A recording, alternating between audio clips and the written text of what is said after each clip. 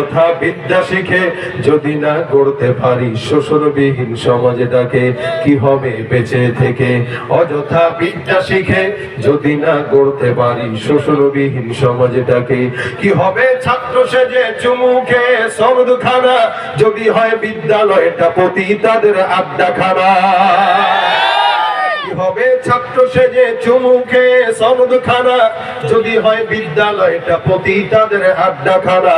এর চেয়ে মনেই ভালো দেশ ছেড়ে যাওয়াই ভালো, কি হবে ধোঁকা দিয়ে বিবেকটাকে, কি হবে বেঁচে থেকে? অযথা বিদ্যা শিখে যদি না গড়তে পারি শোষণবিহীন সমাজটাকে, কি হবে কিতাবাদির তালিম দিয়ে মাদ্রাসাতে, যদি ওই খোদার কোরআন নিষিদ্ধ হয় আদালতে। কি হবে কিতাবাদির তালিম দিয়ে মাদ্রাসাতে, যদি ওই খোদার কোরআন নিষিদ্ধ হয় আদালতে। কাফনের কাপড় মাথায় ময়দানে আয় ছুটে আয়, কাফনের কাপড় মাথায় ময়দানে আয় ছুটে আয়, বিলিয়ে দে না তোদের জীবনটাকে, কি হবে বেঁচে থেকে?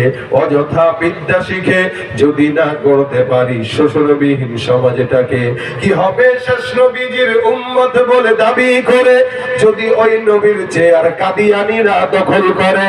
কি হবে নবীজির উম্মত বলে দাবি করে, যদি ওই নবীর চেয়ার কাদিয়ানীরা দখল করে। নবীজির জন্য যদি রক্তের বহে নদী, নবীজির জন্য যদি রক্তের বহে নদী, তবুও হটবো না এই দাবি থেকে, কি হবে বেঁচে থেকে? অযথা বিদ্যা শিখে যদি না গড়তে পারি শোষণবিহীন সমাজটাকে, কি হবে বেঁচে থেকে? কি হবে বেঁচে থেকে? কি হবে বেঁচে থেকে? আসসালামু আলাইকুম।